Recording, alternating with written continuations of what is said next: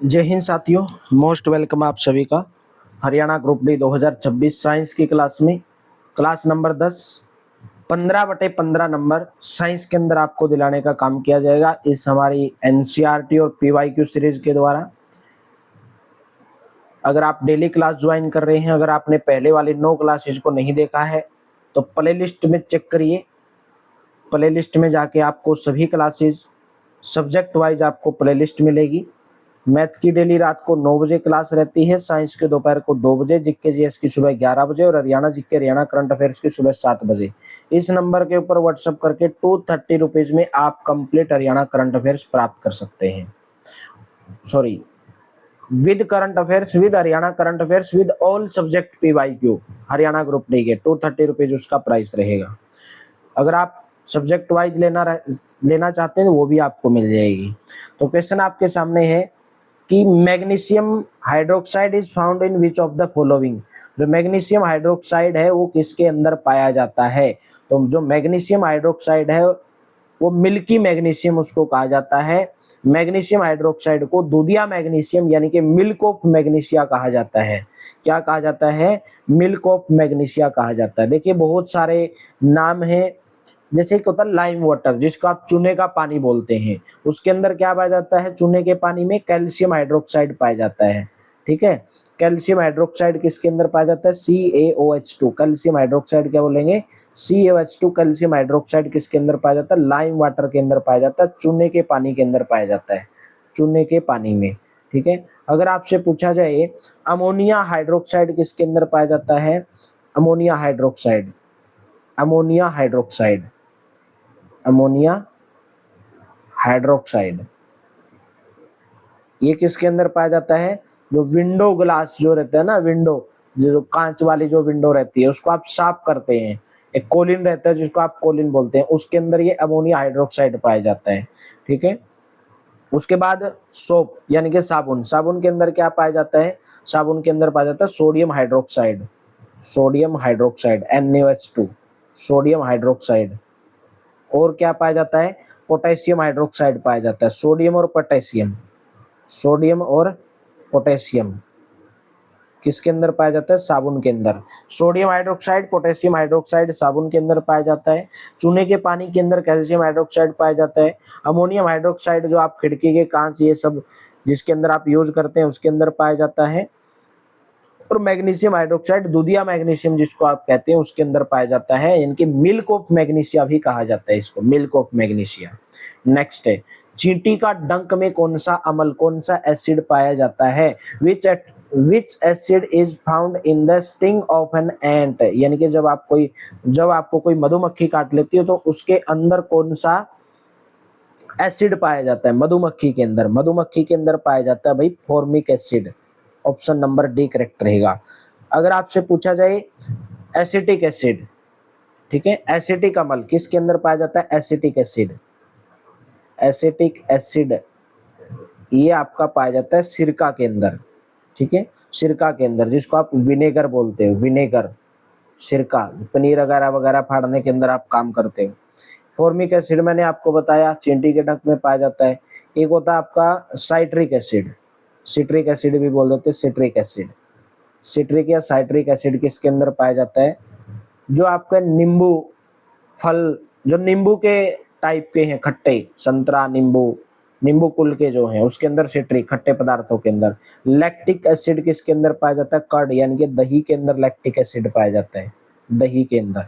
ठीक है, नेक्स्ट पूछा गया है कि निम्नलिखित में से प्राकृतिक सूचक नहीं है। हल्दी, गुलहड़ की पंखुड़ियां, लिटमस या फिनोफेलेथिलीन। पहली बात तो अगर आपसे पूछा जाए कि प्राकृतिक सूचक क्या होते हैं, नेचुरल इंडिकेटर क्या होते हैं? भाई नेचुरल इंडिकेटर कुछ स्पेशल सब्सटेंस होते हैं जो ये टेस्ट करने के लिए यूज किए जाते हैं कि कोई भी सब्सटेंस वो एसिडिक है या बेसिक है, यानी कि कोई सब्सटेंस जो है वो अम्ल है या अक्षारीय है, अम्लीय सब्सटेंस है, अम्लीय पदार्थ है या अक्षारीय पदार्थ है। ये टेस्ट करने के लिए यूज किए जाते हैं नेचुरल इंडिकेटर। ठीक है, और इन्हीं को क्या बोलते हैं? इन्हीं को हिंदी में आप प्राकृतिक सूचक बोलते हैं। जब आप ये जो प्राकृतिक सूचक होते हैं, जो आप नेचुरल इंडिकेटर होते हैं, जब आप इनको किसी सॉल्यूशन के अंदर मिलाओगे, ठीक है, तो आपको बताएगा, उसका कलर चेंज हो जाएगा। देखिए लिटमस पेपर रहता है, एसिडिक कब होगा, जब रेड ब्लू जो है रेड हो जाएगा, ब्लू लिटमस पेपर को रेड के अंदर कन्वर्ट हो जाएगा एसिडिक के अंदर। बेसिक के अंदर रेड लिटमस पेपर ब्लू के अंदर कन्वर्ट हो जाएगा, रेड लिटमस पेपर ब्लू के अंदर कन्वर्ट हो जाएगा। अगर सब्सटेंस एसिडिक है तो जो लिटमस पेपर रहते हैं ब्लू कलर किसके अंदर कन्वर्ट हो जाएगा, रेड के अंदर कन्वर्ट हो जाएगा। तो हल्दी, गुलहड़ की पंखुड़ियां, लिटमस, लिटमस का तो मैंने बता दिया, लिटमस तो यूज करने के लिए ही, पता करने के लिए लगाया जाता है कि कोई चीज एसिडिक है बेसिक है। गुलहड़ की पंखुड़ियां, ये भी सही है, हल्दी भी सही है। तो right option, option number D, जो फिनोफेलेथिलीन है वो आप प्राकृतिक सूचक यानी कि नेचुरल इंडिकेटर के रूप में आप उसका प्रयोग नहीं कर सकते हैं। तो राइट ऑप्शन आपका यहाँ पे कौन सा बना, ऑप्शन नंबर डी। चलिए नेक्स्ट क्वेश्चन है, निम्नलिखित में से साबुन का संगठक कौन सा है, साबुन का संगठक, among the following is the ingredient of soap, soap का इंग्रेडिएंट। मैंने आपको बताया सोप के अंदर क्या क्या पाया जाता है भाई, सोप के अंदर आपका ये सोडियम भी पाया जाता है और पोटेशियम भी पाया जाता है, तो सोडियम हाइड्रोक्साइड और पोटेशियम हाइड्रोक्साइड। तो ऑप्शन नंबर डी करेक्ट हो जाएगा, यानी कि दोनों पाए जाते हैं सोप के अंदर, ठीक है। कैल्शियम हाइड्रोक्साइड लाइम वाटर, चूने के पानी के अंदर पाया जाता है। अमोनियम हाइड्रोक्साइड खिड़की के कांच जो आप कोलिन यूज करते हैं उसमें, साफ कांच साफ करने के लिए यूज करते हैं उसके अंदर पाया जाता है। साबुन के अंदर सोडियम हाइड्रोक्साइड, पोटेशियम हाइड्रोक्साइड, एक दूधिया मैग्नीशियम बताया था, मिल्क को मैग्नीशिया कहा जाता है, मैग्नीशियम हाइड्रोक्साइड। नेक्स्ट, उदासीन विलयन से आप क्या समझते हैं भाई, इसने पूछा है what do you understand by neutral solution, neutral solution से आप क्या समझते हैं। देखिए उदासीन सॉल्यूशन किसको बोला जाता है, change the colour of the blue litmus letter, गलत है बिल्कुल भाई, नीले लिटमस पत्थर के रंग को परिवर्तित करते हैं, नीले को रेड में जो परिवर्तित करते हैं उसको तो क्या कहा जाता है, एसिडिक कहा जाता है, एसिडिक, अम्लीय कहा जाता है। लाल लिटमस के पत्थर को, लाल को ब्लू में कन्वर्ट कर देते हैं, उसको क्या कहा जाता है, उसको बेसिक कहा जाता है, बेसिक यानी कि क्षारीय कहा जाता है। ऐसे विलयन जो लाल अथवा नीले लिटमस पत्थर को परिवर्तित नहीं करते, उदासीन। Solution that do not change the colour of the red और blue litmus are called neutral solution. Option number आपका कौन सा करेक्ट हो जाएगा, सी ऑप्शन आपका यहाँ पे करेक्ट रहेगा। और ऐसे सब्सटेंस ना तो एसिडिक है और ना बेसिक है, ना तो एसिडिक है और ना ही मेरे दोस्तों बेसिक है, उनको न्यूट्रल सब्सटेंस बोला जाता है। नेक्स्ट, गुड़हल के पुष्प का सूचक अम्लीय विलयनों का रंग प्रदान करता है।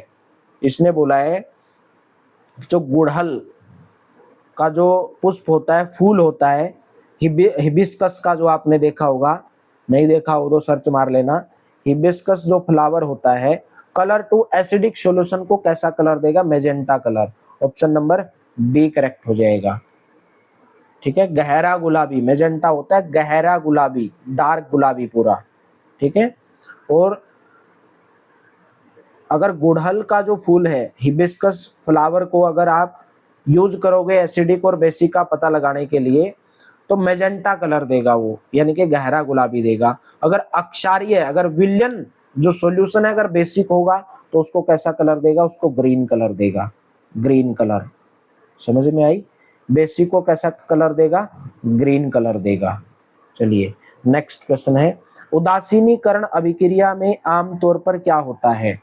इसने बोला है कि जो न्यूट्रलाइजेशन जो रिएक्शन होती है उसके अंदर क्या होता है, उष्मा निर्मुक्त होती है, हीट क्या रिलीज होती है, विलयन अक्षारीय हो जाता है, सॉल्यूशन बिकम्स एल्केलाइन, विलयन अम्लीय हो जाता है, सॉल्यूशन बिकम एसिडिक, लवण और जल बनता है, salts and water are formed. Option number आपका बी करेक्ट रहेगा, सभी के सभी। देखिए जब भी कोई न्यूट्रलाइजेशन रिएक्शन होता है, उदासीनीकरण अभिक्रिया होती है, उसके अंदर एक न्यू सब्सटेंस बनता है, एक नया पदार्थ उसके अंदर बनता है, ठीक है। और उस नए पदार्थ को ही क्या बोला जाता है, लवण बोला जाता है, सोल्ट्स बोला जाता है, सोल्ट। लवण अम्लीय बनता है, सोल्ट वाटर बनता है, अक्षारीय बनता है यानी कि बेसिक, एसिडिक, किसी भी उसकी जो प्रकृति है किसी भी प्रकार की हो सकती है, ठीक है। और इसके अंदर हीट भी रिलीज होती है, जल भी बनता है इसके अंदर, तो ऑप्शन नंबर डी रहेगा। उदासीनीकरण में कौन सा नया उत्पाद निर्मित होता है? अभी मैंने आपको बताया, प्रोड्यूस इन एब्सिंटेंस। उदासीनीकरण अभिक्रिया के अंदर कौन सा सबस्टांस जो है इसके अंदर यूज होता है, या आप न्यूट्रलाइजेशन भी बोल सकते हैं इसको, न्यूट्रलाइजेशन रिएक्शन के अंदर तो लवण बनता है यानी कि सोल्ट। ऑप्शन नंबर आपका सी करेक्ट रहेगा। नया पदार्थ तो बनता ही है, वो जो नया पदार्थ बनता है, नया जो सबस्टांस बनता है न्यूट्रलाइजेशन के अंदर, उसको क्या बोला जाता है? सोल्ट बोला जाता है। वो जो सोल्ट है वो एसिडिक भी हो सकता है, वो सोल्ट बेसिक भी हो सकता है, न्यूट्रल भी हो सकता है, यानी कि अम्लीय भी हो सकता है, क्षारीय भी हो सकता है और उदासीन भी हो सकता है। और उसी को बोला जाता है उदासीनीकरण। उसी को क्या बोला जाता है? उदासीनीकरण यानी कि न्यूट्रलाइजेशन। नेक्स्ट, वर्षा जल में क्या मौजूद होता है? वर्षा के जल में present in rain water, sulphuric acid, nitric acid, carbonyl acid या हाइड्रोक्लोरिक एसिड। तो स्टेटमेंट के थ्रू बताना है कि कौन सी स्टेटमेंट सही है। सल्फ्यूरिक एसिड, नाइट्रिक एसिड और क्या क्या इसके अंदर मौजूद होता है। वर्षा का जो जल है, देखिए आपने कभी देखा है अम्लीय वर्षा किसको बोलते हैं, एसिडिक रेन किसको बोलते हैं, जो जबरदस्ती कराई जाती, कृत्रिम नहीं होती है, ठीक है। और उस वो हानिकारक भी होती है, उसके नुकसान भी होते हैं, नाम से ही हमें पता चल रहा है। जिस भी रेन वाटर के अंदर अम्ल की मात्रा, एसिड की मात्रा ज्यादा होगी, उसी को बोला जाएगा अम्लीय वर्षा, एसिडिक रेन। और इस वर्षा जल के अंदर अम्ल कहाँ से आते हैं, एसिड कहाँ से आते हैं? भाई हमारी वायु के अंदर कार्बन डाइऑक्साइड भी है, सल्फर डाइऑक्साइड भी है, नाइट्रोजन ऑक्साइड भी है, बहुत सारी गैसें हैं। तो इसी के कारण जो वर्षा का जल है वो क्या हो जाता है? एसिडिक हो जाता है, ठीक है। और यही जो वर्षा जल है, जो बड़े बड़े भवन हैं, बड़ी बड़ी इमारत हैं, पौधे हैं, जीव हैं, जंतु हैं, उनको हानि पहुंचाते हैं। जैसे आगरा का जो किला है उसका रंग क्या, सल्फ्यूरिक एसिड के अंदर व्हाइट से ब्लैक ब्लैक होता जा रहा है, ठीक है। तो सल्फर डाइऑक्साइड भी होता है, और आप बोल सकते हैं उसके अंदर नाइट्रिक, कार्बन डाइऑक्साइड भी होता है, नाइट्रोजन यानी कि नाइट्रिक एसिड भी उसके अंदर होता है, लेकिन हाइड्रोक्लोरिक अम्ल उसके अंदर नहीं होता है। पहला, दूसरा, तीसरा, ऑप्शन नंबर बी, तीनों स्टेटमेंट इसके अंदर सही रहेंगी। नेक्स्ट, वर्षा जल अम्लीय कैसे हो जाता है? भाई अभी तो बताया क्यों होता है। वर्षा का जो जल है वो एसिडिक क्यों हो जाता है? कार्बन डाइऑक्साइड गैसें वायु के अंदर मौजूद होती हैं, वर्षा के जल के अंदर घुल जाती हैं। वो नाइट्रोजन, सल्फर डाइऑक्साइड, ये सब गैसें उसके अंदर मौजूद होती हैं। तो इसलिए तीनों कथन इसके अंदर सही है, इनमें से सभी डी ऑप्शन इसका करेक्ट रहेगा, ठीक है। नेक्स्ट बताइए, हमारे अमाशय में यानी कि हमारे स्टमक के अंदर ज्यादा अम्ल के प्रभाव को कम करने के लिए, उदासीन करने के लिए किसका प्रयोग किया जाता है? जैसे आपने देखा होगा, आप बहुत बार बोलते हैं मेरा पेट दर्द कर रहा है, तो किस वजह से करता है? वो एसिड की वजह से, यानी कि आपके पेट में एसिड की मात्रा ज्यादा हो जाती है। इसकी वजह से आपके पेट से संबंधित, अमाशय से संबंधित क्या हो जाती हैं? कुछ गड़बड़ियां हो जाती हैं। और फिर उसको कम करने के लिए आप डॉक्टर के पास जाओगे कि मेरे पेट में गैस बन रही है, जो भी आप बोलोगे, तो डॉक्टर आपको कुछ मात्रा देगा। किसकी मात्रा देगा? मैग्नीशियम हाइड्रोक्साइड की। ऑप्शन नंबर आपका कौन सा करेक्ट रहेगा? बी ऑप्शन करेक्ट रहेगा। हमारे जो अमाशय है, जो हमारा स्टमक है, उसके अंदर हाइड्रोक्लोरिक एसिड पाया जाता है। कौन सा एसिड पाया जाता है? हाइड्रोक्लोरिक एसिड पाया जाता है, ठीक है। और हाइड्रोक्लोरिक एसिड क्या करता है? आपके खाने को पचाने में सहायता करता है हाइड्रोक्लोरिक एसिड। लेकिन आपके पेट में जब एसिड की मात्रा ज्यादा हो जाती है तो खाना पच नहीं पाता, और जो खाना नहीं पच पाता तो आपके पेट में दर्द होगा, ठीक है। और उससे मुक्ति पाने के लिए, भाई आपका जो भोजन नहीं पचा है उसको पचाने के लिए या निकालने के लिए दूधिया मैग्नीशियम यानी कि मैग्नीशियम हाइड्रोक्साइड एक रिवर्सिबल एसिड है जिसके अंदर मैग्नीशियम हाइड्रोक्साइड होता है, और जो आपके पेट के अंदर जो ज्यादा एसिड हो गया उसको क्या करता है, न्यूट्रल कर देता है यानी कि उदासीन कर देता है। नेक्स्ट बताइए, हमारे शरीर के अमाशय में किस अम्ल का अत्यधिक स्राव से कष्टदायक महसूस होता है? अभी बताया आपको किसके कारण होता है, hydrochloric acid. Option number B correct रहेगा। हमारे अमाशय में, हमारे स्टमक में हाइड्रोक्लोरिक एसिड पाया जाता है जो हमारे भोजन को पचाने में सहायता करता है, लेकिन हमारा जो स्टमक है उसके अंदर एसिड की मात्रा ज़्यादा हो जाती है, अम्ल की मात्रा ज़्यादा हो जाती है, खाना नहीं पच पाता है, अपाचन की शक्ति हो जाती है, फिर दूधिया मैग्नीशियम दिया जाता है, मैग्नीशियम हाइड्रोक्साइड इसके अंदर होता है और उसको क्या कर देता है, वो न्यूट्रल कर देता है। तो हाइड्रोक्लोरिक एसिड आ जाएगा, ऑप्शन नंबर आपका बी करेक्ट हो जाएगा। ठीक है, नेक्स्ट, जब चींटी काटती है तो शरीर में कौन सा अम्लीय द्रव डाल देती है? भाई मैंने आपको बोला चींटी के डंक में क्या होता है, फॉर्मिक एसिड होता है। डी ऑप्शन आपका करेक्ट रहेगा। जब चींटी काटती है तो आपकी स्किन के अंदर एक एसिडिक लिक्विड, एसिड लिक्विड डाल देती है। तो अगर आपको चींटी का जो डंक है, अगर उसको आपको क्या करना है, उदासीन करना है, यानी कि कम करना है ताकि आपके शरीर के अंदर उसका जहर न फैले, शरीर के अंदर आपके जहर ना फैले, तो उसके लिए आप किसका प्रयोग करते हो, सोडियम हाइड्रोजन कार्बोनेट का। Sodium hydrogen carbonate, sodium hydrogen carbonate, sodium hydrogen carbonate का प्रयोग करते हो। और इसके अंदर क्या होता है, जिंक कार्बोनेट होता है, जिंक कार्बोनेट, जिंक कार्बोनेट। ठीक है, और एक होता है इसके अंदर कैलेमाइन, कैलेमाइन सॉल्यूशन होता है। उससे भी आप चींटी के डंक का जो आपको काटा है उसको कम कर सकते हो, उसके इफेक्ट को कम कर सकते हो। सोडियम हाइड्रोजन कार्बोनेट जिसके अंदर जिंक कार्बोनेट होता है, और एक होता है कैलेमाइन। नेक्स्ट बताइए, जब चींटी काटती है तो शरीर में अम्लीय द्रव डाल देती है, इसके प्रभाव को कम करने के लिए। तो क्वेश्चन भी आ गया आपके सामने, तो इसके प्रभाव को कम करने के लिए आप क्या करोगे, मैग्नीशियम डाइऑक्साइड या हाइड्रोजन हाई कार्बोनेट और कैलामाइन, अभी मैंने आपको बताया, इसके प्रभाव को कम करने के लिए डी ऑप्शन आपका करेक्ट रहेगा। नेक्स्ट बताइए, निम्नलिखित में से कौन सा भौतिक परिवर्तन का उदाहरण है? भाई फिजिकल चेंज। सबसे पहले बात तो आपको पता होना चाहिए कि फिजिकल चेंज होता क्या है।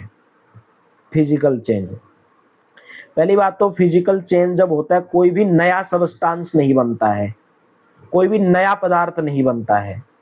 ठीक है, यानी कि जो फिजिकल चेंज होता है वो रिवर्सिबल प्रोसेस होता है, उत्क्रमणीय आप हिंदी में बोलते हैं, हिंदी में समझोगे तो लफड़ा हो जाएगा। भौतिक परिवर्तन किसको बोलते हैं, जिसमें सबस्टांस का, पदार्थ का शेप बदल जाए, आकार बदल जाए, साइज बदल जाए, उसका रंग बदल जाए, उसका प्लेस यानी कि उसकी अवस्था बदल जाए, ये सब गुण उसके अंदर अगर चेंज हो जाए, यही तो सब उसके फिजिकल प्रॉपर्टीज होती हैं।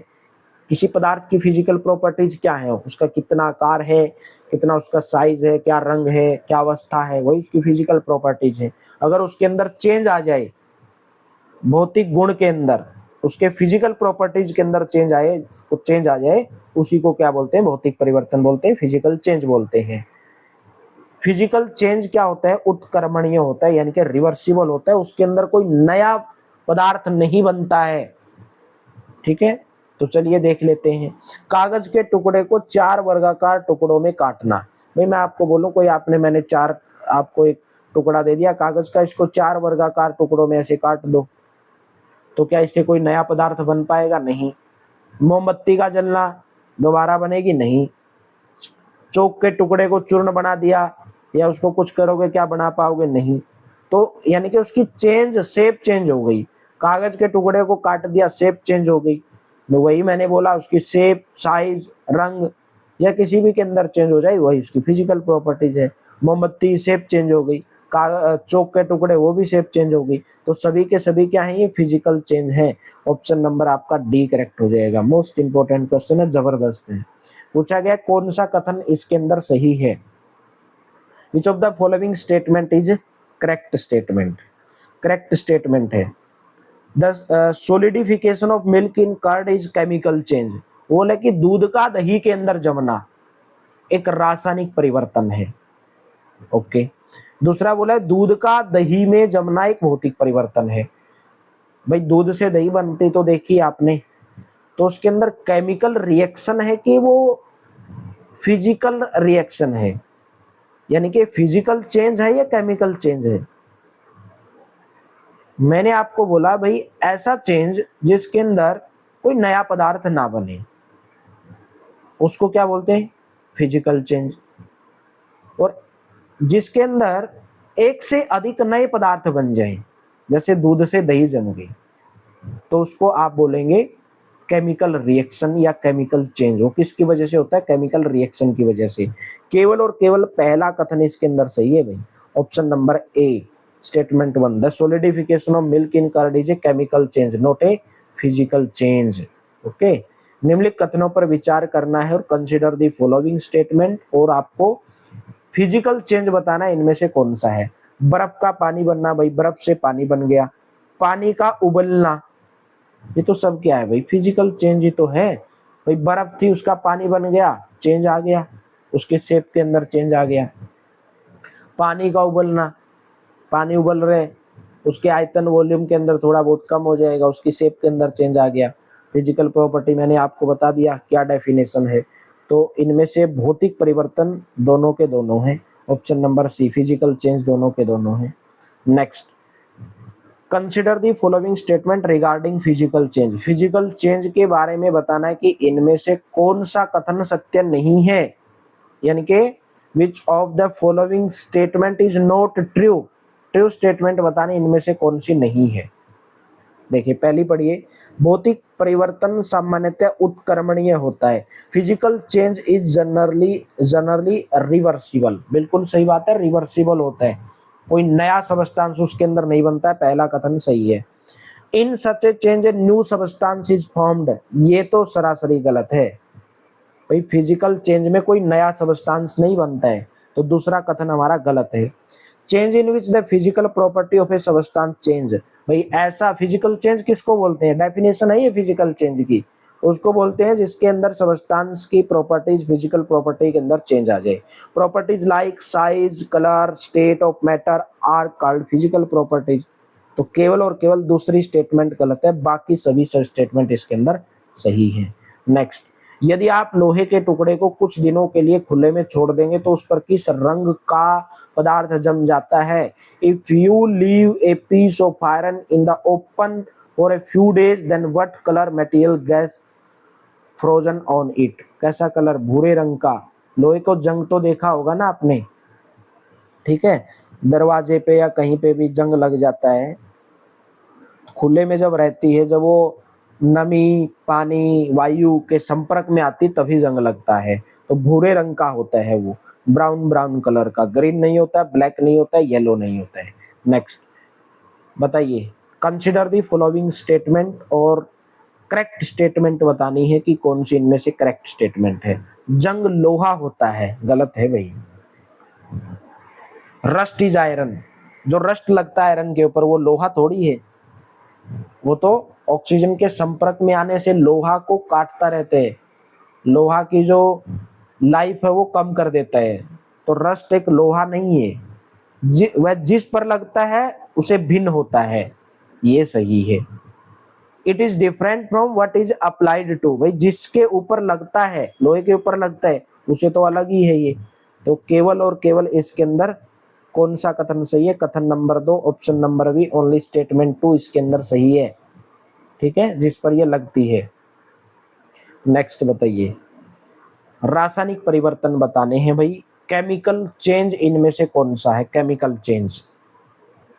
केमिकल चेंज देखो, कोयले का जलना बिल्कुल है भाई, कोयला जल गया, एक नया सबस्टांस उसे बनेगा, बिजली पैदा कर सकते हो, राख बनेगी, ठीक है। कोयले का जलना, बर्निंग ऑफ कोयल, सही है।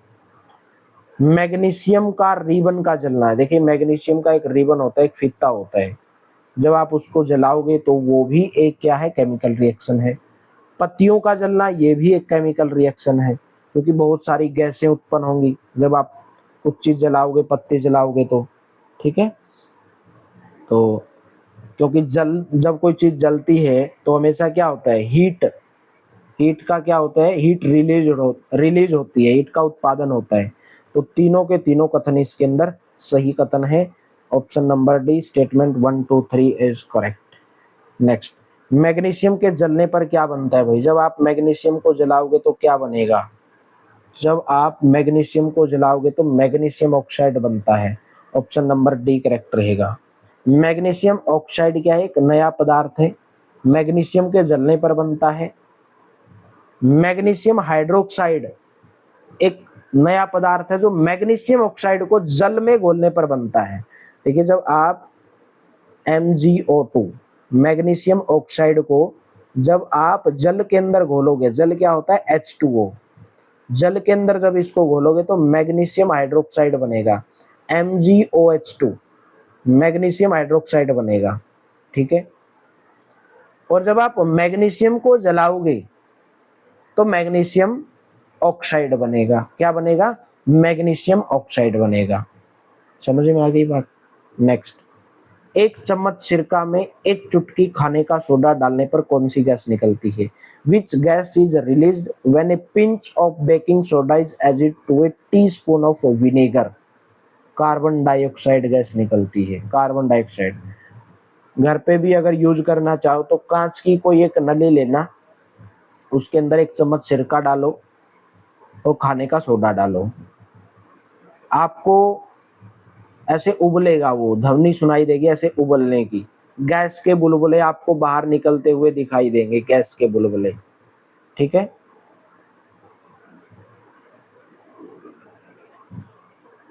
तो राइट ऑप्शन कौन सा बन जाएगा इसके अंदर, हाइड्रोजन गैस, कार्बन मोनोऑक्साइड, तो कार्बन डाइऑक्साइड गैस बनेगी। ऑप्शन नंबर सी करेक्ट रहेगा। जब आप सिरका के अंदर क्या होता है, एसिटिक एसिड होता है, खाने के सोडे के अंदर क्या होता है, सोडियम हाइड्रोजन कार्बोनेट होता है। सिरके के अंदर क्या होता है, एसिटिक एसिड, खाने के सोडे में सोडियम हाइड्रोजन कार्बोनेट होता है। तो सोडियम हाइड्रोजन कार्बोनेट तो क्या बनाएंगे, कार्बन डाइऑक्साइड बनेगा और कुछ अन्य पदार्थ बनेंगे। सी ऑप्शन करेक्ट रहेगा। नेक्स्ट, चूने का पानी का दूधिया हो जाना निम्न में से किसका मानक रिएक्शन है, हाइड्रोजन गैस का, कार्बन मोनोऑक्साइड का, कार्बन डाइऑक्साइड का। मैंने आपको बताया जब कार्बन डाइऑक्साइड को चूने के पानी के अंदर से डालोगे, कार्बन डाइऑक्साइड गैस को, तो क्या बनेगा, कैल्शियम कार्बोनेट बनेगा। और कैल्शियम कार्बोनेट के बनने से चूने का पानी दूधिया हो जाता है, और चूने का पानी दूधिया हो जाना कार्बन डाइऑक्साइड का एक क्या है, रिएक्शन है, यानी कि एक टेस्ट है। तो क्या आ जाएगा, कार्बन डाइऑक्साइड। ऑप्शन नंबर आपका सी करेक्ट हो जाएगा। भाई मैं आपसे पूछूं कि बताइए इसके अंदर कार्बन डाइऑक्साइड गैस है कि नहीं है, ठीक है। तो कैसे पता करोगे, कार्बन डाइऑक्साइड को चूने के पानी के अंदर डालो तो कैल्शियम कार्बोनेट बनेगा, और कैल्शियम कार्बोनेट बनने से जो चूने का पानी है वो दूधिया हो जाएगा, और चूने का पानी दूधिया हो जाना यही बताता है कि इसके अंदर कार्बन डाइऑक्साइड है। सी ऑप्शन करेक्ट रहेगा। निम्नलिखित में से रासायनिक परिवर्तन का उदाहरण कौन सा इनमें से नहीं है भाई, केमिकल चेंज का उदाहरण पूछा गया कि केमिकल चेंज का एग्जाम्पल इनमें से कौन सा नहीं है, भोजन का पाचन, फलों का पकना, अंगूर का किण्वन, यानी कि फर्मेंटेशन होता है ग्रेप्स का, या इनमें से कोई नहीं, इनमें से एक भी एग्जाम्पल नहीं है केमिकल चेंज का। उदाहरण के लिए देखिए रासायनिक, वैसे यहाँ पे इसने पूछना चाहिए विच of the following is not an example of chemical change. भाई वैसे तो सभी के सभी केमिकल चेंज के एग्जाम्पल हैं, भोजन का पचना, फलों का पकना, ये सब केमिकल रिएक्शन के कारण ही तो होता है, फर्मेंटेशन ऑफ ग्रेप्स। भाई केमिकल चेंज के कारण ही होता है, यहाँ पे लिखना था विच of the following is an example of chemical change. भाई सभी के सभी आएंगे, ऑप्शन नंबर डी आएगा इसका, सभी के सभी, ऑल ऑफ द अबव लिखना था इसका, ठीक है। औषधि में कौन सी अभिक्रिया होती है? Which reaction take place in medicine? Medicine के अंदर तो भाई केमिकल रिएक्शन होंगी, फिजिकल नहीं होंगी, ठीक है। जब आप कोई मेडिसिन बनाते हो तो उसके अंदर हमेशा केमिकल चेंज होता है, क्योंकि जो मेडिसिन है बहुत सारे केमिकल सब्सटेंस को मिला के बनाई जाती है, बहुत सारे रासायनिक पदार्थ को मिला के बनाई जाती है। तो B option will be correct. निम्नलिखित कथनों पर विचार कीजिए और आंसर दीजिए। आंसर क्या देना है? Which of the above statement is a chemical change? इनमें से पूछा गया है कि जो 3 स्टेटमेंट है इनमें से केमिकल चेंज की कैरेक्टरिस्टिक किसके अंदर है? Every new substance has been discovered by studying chemical change. सही बात है भाई, जब केमिकल चेंज होगा तो न्यू सब्सटेंस बनेगा, नया पदार्थ बनेगा।